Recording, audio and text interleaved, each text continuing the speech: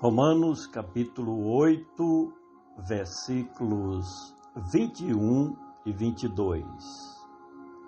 Na esperança de que também a mesma criatura será libertada da servidão, da corrupção, para a liberdade da glória dos filhos de Deus.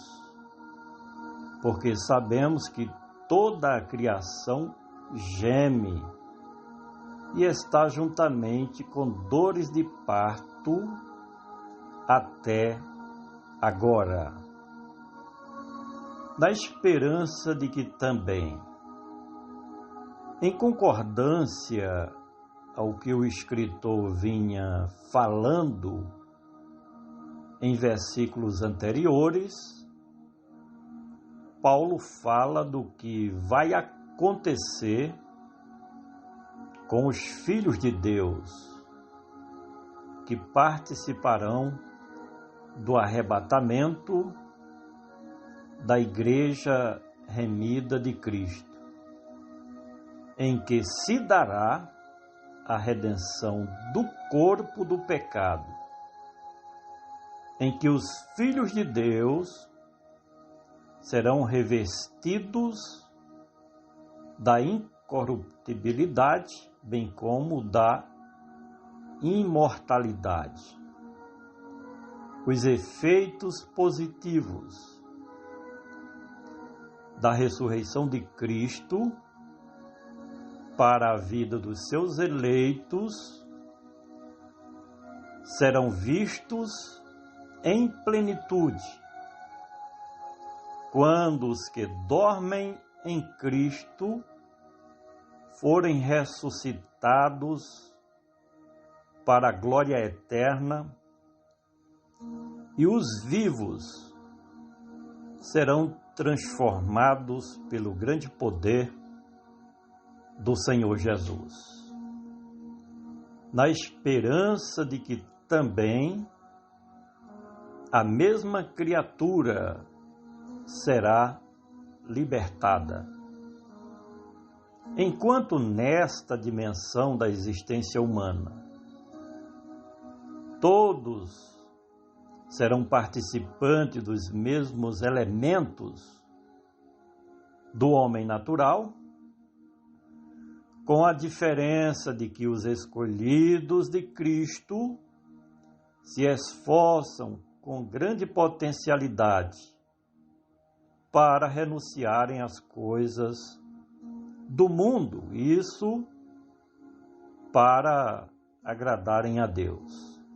Porém, depois do dia do arrebatamento da Igreja amada de Cristo Jesus, é que os remidos serão definitivamente libertos do pecado com suas consequências.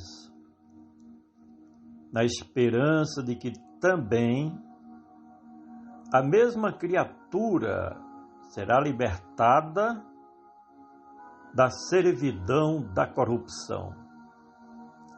A mesma lei que valeu para Adão, em que Deus lhe advertiu que se ele pecasse contra o seu mandamento, se tornaria vítima das consequências que levariam à morte. É a mesma lei geral para todos. Desta forma, somente com a ressurreição dos corpos dos que já dormem em Cristo é que este enigma será revertido, como também para todos aqueles que serão transformados por Cristo Jesus no dia glorioso do arrebatamento da igreja remida do Senhor Jesus. Na esperança de que também a mesma criatura criatura será libertada da servidão da corrupção para a liberdade da glória. Esta colocação feita por Paulo inclui tudo que envolve os benefícios da salvação para os remidos de Cristo. Assim como a primeira vinda do Senhor Jesus mudou a história da humanidade, não será diferente com a sua vinda para arrebatar os seus escolhidos. Os que forem dignos de participar do arrebatamento serão absorvidos com um grau infinito de luz, virtude e glória, jamais visto antes, porque o futuro dos remidos de Cristo será de plena luz, na esperança de que também a mesma criatura será libertada da servidão da corrupção para a liberdade da glória dos filhos de Deus. Estes filhos de Deus são todos aqueles que deixam de fazer o seu próprio querer para se submeterem à vontade do Criador de todas as coisas.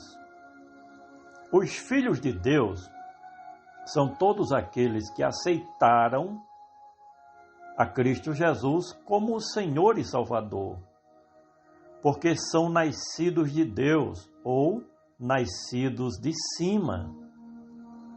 Neste mesmo capítulo, o apóstolo dos gentios afirma que os filhos de Deus são todos aqueles que são guiados pelo Espírito Santo e não pelos desejos da carne, na esperança de que também a mesma criatura será libertada da servidão da corrupção para a liberdade da glória dos filhos de Deus. Porque sabemos que toda a criação geme. Desde que foi aplicada a primeira penalidade contra os filhos dos homens, ao ser Adão expulso do Jardim do Éden, que representava o Jardim do Éden, a presença de Deus, que os filhos dos homens têm convivido com os efeitos destrutivos do pecado que leva à morte. O gemido fala das consequências que o pecado causa na vida dos que estão longe de Deus, que é o sofrimento, a dor e a morte, e tudo mais que leva o homem natural à sua própria destruição. Finalmente, na esperança de que também a mesma criatura será libertada da servidão da corrupção para a liberdade da glória dos filhos de Deus. Porque sabemos que toda a criação geme e está juntamente com dores de parto até agora. Por que Paulo fala até agora?